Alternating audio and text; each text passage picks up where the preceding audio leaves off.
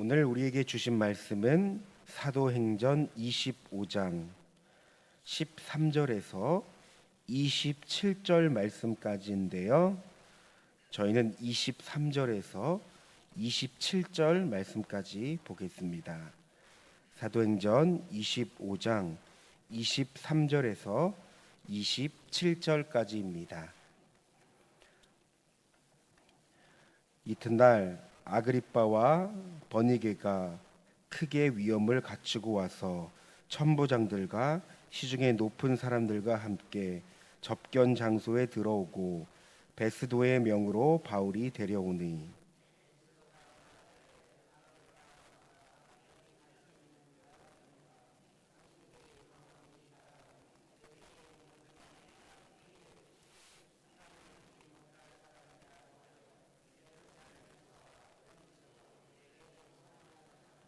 내가 살피건대 죽일 죄를 범한 일이 없더이다.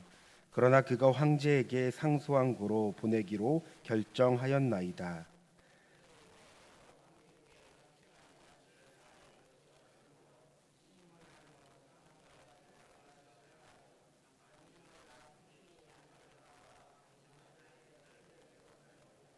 함께 읽겠습니다.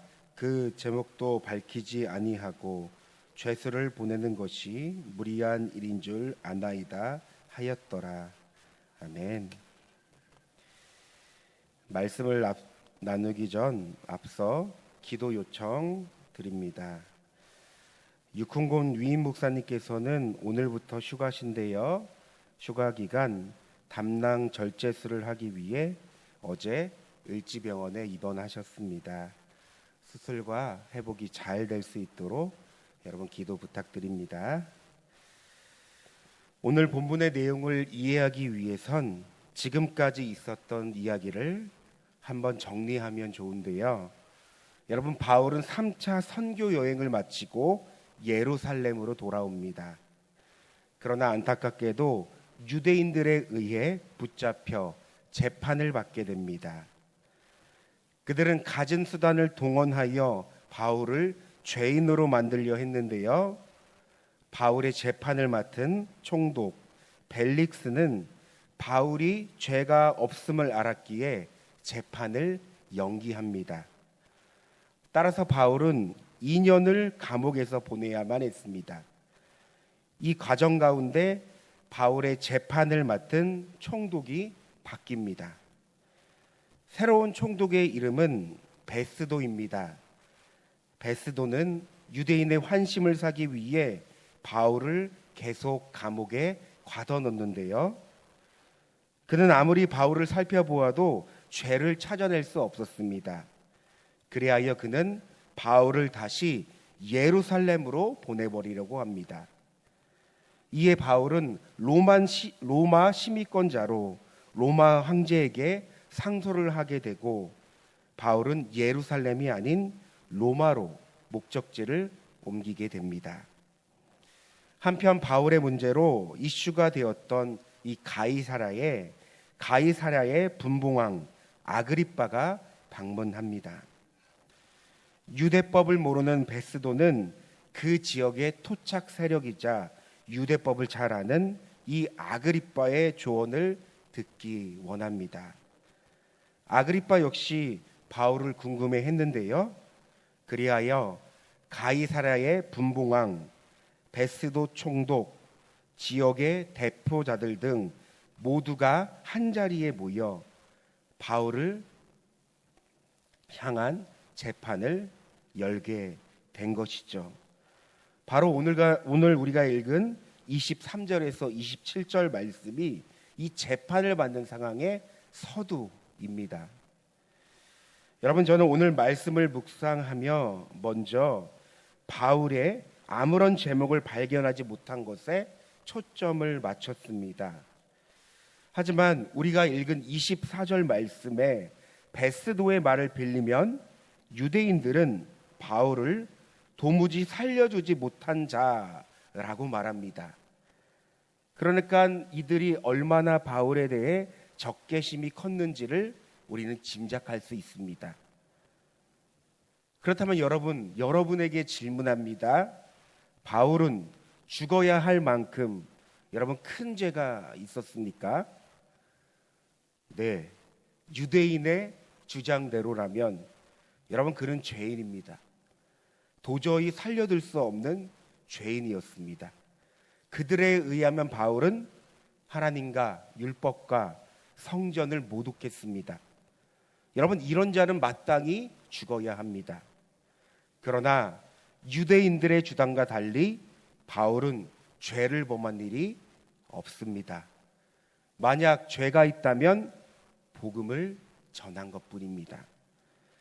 따라서 우리는 이런 사실을 통해 우리가 그리스도인으로 살아갈 때 우리에게 적개심을 갖고 우리를 늘 고발하는 자들이 있다는 사실을 묵상해 봅니다. 여러분 그들은 우리를 죄악 가운데 살아가게 합니다. 우리에게 정죄감을 줍니다. 우리 가운데 역사하는 영입니다. 여러분 그들이 누구입니까? 악한 영 사단입니다. 그들은 하나님을 대적하는 자요 우리를 고발하는 자입니다. 우리를 참소하는 자입니다. 마치 유대인들과 같이 말입니다. 우리가 예수님을 믿고 이미 예수 안에서 의롭다함을 받은 의인이 되었지만 그들은 모든 수단을 동원하여 우리를 죄 가운데 끌어내리려고 합니다. 여러분 그런데 중요한 사실은요, 우리가 이 사단의 노름에 늘 놀아난다는 겁니다. 무슨 말입니까? 우리가 예수님을 믿고 하나님의 자녀가 되었고 의롭다 하심을 여김을 받는 의인이 되었지만 여전히 우리는 우리의 존재를 깨닫지 못한 채 늘 죄로 인한 정죄감에 사로잡혀 묶여 있고 결박당하며 자유함을 누리지 못하며 살아간다는 겁니다. 로마서 8장 1절에서 2절 말씀은 이렇게 기록되어 있습니다. 그러므로 이제 그리스도 예수 안에 있는 자에게는 결코 정죄함이 없나니 이는 그리스도 예수 안에 있는 생명의 성령의 법이 죄와 사망의 법에서 너를 해방하였습니다. 아멘. 여러분 주님은 이미 십자가에서 우리의 모든 죄와 저주를 끊어 놓으셨습니다. 그러므로 아무도 우리를 정죄하지 못합니다. 어느 누구도 우리를 고발하지 못합니다. 하나님도 우리를 정죄하지 않습니다. 그런데 우리는 스스로를 정죄하며 살아갑니다. 타박합니다. 규정짓습니다. 하나님도 그러지 않는데 말입니다. 그렇다면 왜 그렇습니까? 결국 복음을 알지 못해서 그렇습니다.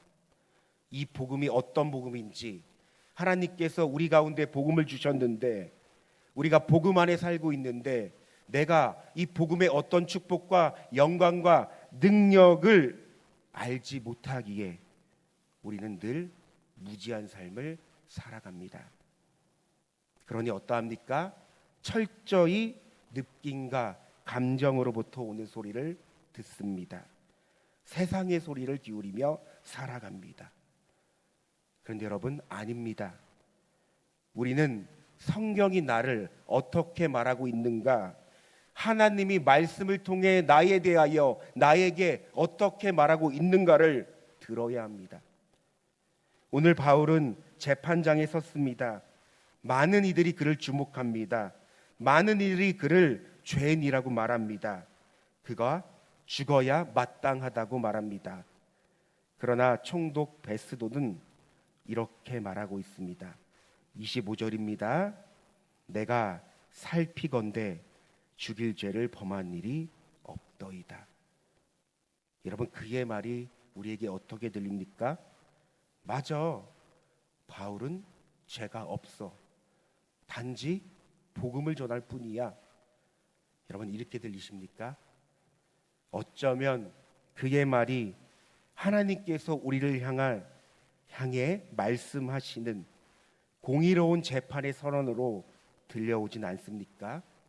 너는 더 이상 죄가 없단다.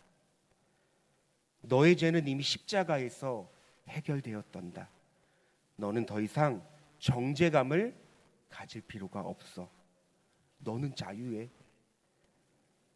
여러분 우리는 성경을 통해 이와 유사한 재판의 모습을 찾아볼 수 있습니다. 제가 스가랴 3장 1절과 3절 말씀을 읽겠습니다. 대제사장 여호수아는 여호와의 천사 앞에 섰고 사탄은 그의 오른쪽에 서서 그를 대적하는 것을 여호와께서 내게 보이시니라. 여호수아가 더러운 옷을 입고 천사 앞에서 있는지라. 여러분, 지금 스가랴 3장 1절과 3절 말씀을 보면 어떤 상황이 그려지십니까? 쉽게 말해 사탄이 하나님께 여호수아를 고발하고 있습니다. 하나님, 저 여호수아를 보세요. 지금 그가 입은 옷을 보세요. 그가 얼마나 더러운 옷을 입고 있나요? 저 여호수아는 하나님의 심판을 받아 마땅합니다. 여러분, 옷은 신분이나 위치, 마음, 나아가 존재를 표현한다고 했습니다. 그러니까 스가랴 말씀에서 사탄은 하나님께 더러운 옷을 입고 있는 여호수아, 죄로 얼룩진 여호수아를 지금 고발하고 있습니다. 그런데 우리가 알고 있는 일반적인 상식이라면 더럽고 죄가 있는 여호수아는 심판을 받아 마땅합니다. 하지만 2절을 보면 이렇게 기록되어 있습니다. 여호와께서 사탄에게 이르시되 사탄아, 여호와께서 너를 책망하노라. 예루살렘을 택한 여호와께서 너를 책망하노라. 여러분, 일반적인 상식이라면 죄가 있는 여호수아가 책망을 받고 심판을 받아야 합니다. 그런데 지금 어떤 상황이 벌어졌습니까? 하나님은 오히려 여호수아가 아닌 사탄을 책망하고 있습니다. 나아가 4절 말씀입니다. 여호와께서 자기 앞에 선 자들에게 명령하사 그 더러운 옷을 벗기라 하시고 또 여호수아에게 이르시되 내가 내 죄악을 제거하여 버렸으니 내게 아름다운 옷을 입히리라 하시기로. 그러니까 사탄을 책망하신 하나님은 천사들에게 명령하사 여호수아의 더러운 옷을 벗겨주십니다. 여러분, 무슨 뜻입니까? 그의 모든 죄악을 제거했다는 겁니다. 그리고 하나님은 아름다운 옷을 입히십니다. 바로 하나님께서 복음으로 우리에게 행하신 놀라운 은혜와 사랑을 이 스가랴 말씀을 통해 나타내고 있습니다. 마치 오늘 본문처럼 베스도가 바울에게 저 사람은 죽을 죄를 범한 일이 없다 말한 것처럼 하나님도 우리에게 더 이상 정죄함이 없는 존재로 선언하신다는 겁니다. 여러분, 우리를 향한 하나님의 선언이 들려오십니까? 복음이 우리에게 어떤 능력과 축복을 가져왔는지를 말씀을 통해 정확히 알지 못하면 우리의 존재가 바뀌었어도 우리는 늘 이전의 모습과 습관으로 사탄의 노름 안에서 살아갈 수밖에 없습니다. 안데르센 동화의 미운 오리 새끼가 우리에게는 잘 알려진 이야기죠. 어느 연못가에서 살고 있는 엄마 오리가 알들을 품고 있었습니다. 시간이 지나 이 알에서 오리가 하나씩 태어났지만 외모가 다른 오리 새끼 하나가 태어났습니다. 따라서 이 외모가 다른 이 오리는요, 그들의 부모조차 그를 이상하다고 여겼고 심지어 다른 오리로부터 괴롭힘을 받았습니다. 그래서 이 외모가 다른 오리는 괴롭힘을 피하기 위해 여러 곳을 다니다가 강물에 비친 자신의 모습을 발견하며 깜짝 놀랍니다. 여러분, 왜 오리가 깜짝 놀랐을까요? 지금까지 자신은 자기를 오리라고 생각했는데 강물에 비친 자신의 모습을 보니까 자신은 오리가 아닌 아름다운 백조였기 때문입니다. 다시 말해 자신의 존재를 몰랐다는 겁니다. 오늘날 많은 그리스도인이 마치 미운 오리 새끼처럼 살아갑니다. 자신이 아름다운 백조임에도 불구하고 자신의 존재를 정확하게 알지 못한 채 미운 오리처럼 살아갑니다. 여러분, 어쩌면 우리가 그 미운 오리 새끼 하나인 그 하나가 아닐까 생각됩니다. 세상은 우리에게 수많은 소리를 들려줍니다. 사탄 역시 우리에게 거짓된 소리를 들려주며 우리를 믿음으로 살아가지 못하게 합니다. 그러나 진짜 우리가 들어야 할 소리는 하나님의 소리입니다. 하나님의 말씀이며 나를 향한 하나님의 선언입니다. 여러분, 하나님께서 우리를 어떻게 부르시고 어떻게 우리를 향해 말씀하십니까? 오늘도 그 하나님의 소리를 듣고 그 말씀을 품으며 살아갈 수 있는 저와 여러분의 삶 되길 소망합니다. 이 시간 우리 다 함께 기도하길 원하는데요. 먼저는 우리 이렇게 기도했으면 좋겠습니다. 하나님, 내가 누구인지 나의 존재를 다시금 깨달을 수 있는 은혜를 더하여 주시옵소서.